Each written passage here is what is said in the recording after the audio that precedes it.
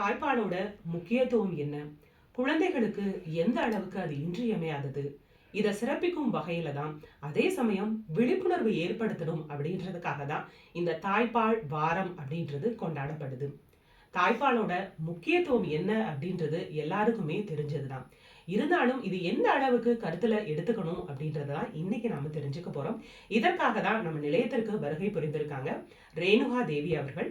உணவு மற்றும் ஊட்டச்சத்து துறை நிபுணராக அவங்க இருக்காங்க. வணக்கம். வணக்கம். தாய்ப்பால் வார விழா அப்படின்னு சொல்லும்போது எல்லாருக்குமே தெரியும், ஆகஸ்ட் முதல் வாரம் இந்த விழா வந்து கொண்டாடப்படுது. முக்கியமா வந்து விழிப்புணர்வை ஏற்படுத்தணும் அப்படின்றதுக்காக தான்.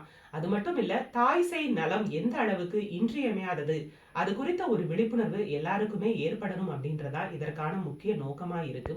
இப்ப தாய்ப்பால் அப்படின்னு சொல்லும்போது அது எந்த அளவுக்கு தாய்க்கும் சரி, அதே சமயம் சேய்க்கும் மிக சிறந்ததா இருக்கு? தாய்ப்பால் அப்படின்னு சொல்லும்போது, எந்த ஒரு குழந்தையும் பிறந்த 1 மணி நேரத்துல இருந்து தாய்ப்பால் குடுக்க ஸ்டார்ட் பண்ணிருவாங்க. நீங்க பார்த்தீங்க அப்படின்னா, ஒரு குழந்தை பிறந்து 6 மாதம் வரைக்கும் நம்ம தாய்ப்பால் மட்டும் தான் ஒரு உணவா வந்து போய் அமையுது.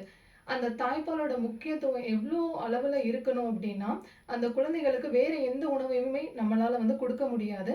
எந்த ஒரு உறுப்புமே முழுமையா வந்து வளர்ச்சி அடைந்திருக்காது. அந்த சமயத்துல இந்த தாய்ப்பால் அப்படிங்கிறது மட்டும் தான் ஒரே ஒரு உணவா அந்த குழந்தைக்கு இருக்குது.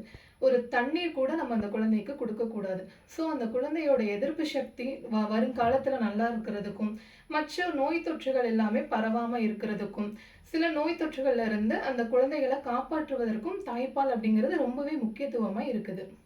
அதாவது நெறைய பேர் சொல்லுவாங்க, பிறந்த குழந்தைக்கு உடனேயே வந்து தாய்ப்பால் குடுத்துருங்க அப்படின்றது.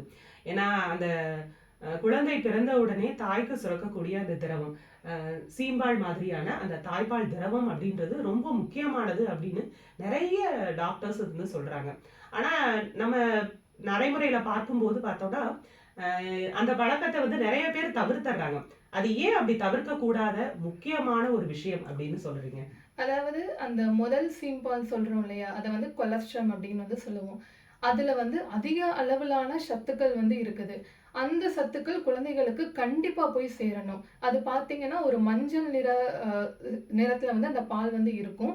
ஸோ, அதுல வந்து இருக்கக்கூடிய ஆன்டிபாடிஸ்ன்னு சொல்லுவோம். நோய் எதிர்ப்பு சக்திக்கான சில விஷயங்கள் எல்லாமே அந்த தாய்ப்பால்ல அதிகமான அளவுல இருக்குது.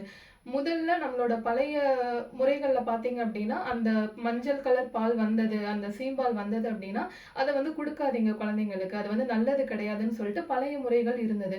ஆனா, இப்ப வர டாக்டர்ஸ் எல்லாமே, இப்ப வர பீப்பிள்ஸ் எல்லாமே நல்லாவே வந்து மாற்றம் கொண்டு வர ஆரம்பிச்சுட்டாங்க. அதனோட முக்கியத்துவத்த நல்லாவே தெரிஞ்சுக்க ஆரம்பிச்சுட்டாங்க. அந்த கொலஸ்ட்ரம் அப்டிங்கிறது கண்டிப்பா குழந்தை பிறந்து ஒரு 1 மணி நேரத்திற்குள்ள குடுக்க வேண்டிய ஒரு முக்கியமான ஒரு உணவு தான். அதாவது அன்னையின் அமுதம் அப்படின்னு சொல்லும்போது, தாய்ப்பால் எந்த அளவுக்கு முக்கியத்துவம் வாய்ந்தது. இந்த தாய்ப்பால் வார விழால நம்ம இத பத்தி தான் பேசிட்டு இருக்கோம். நேயர் ஒருத்தர் காத்துட்டு இருக்காங்க.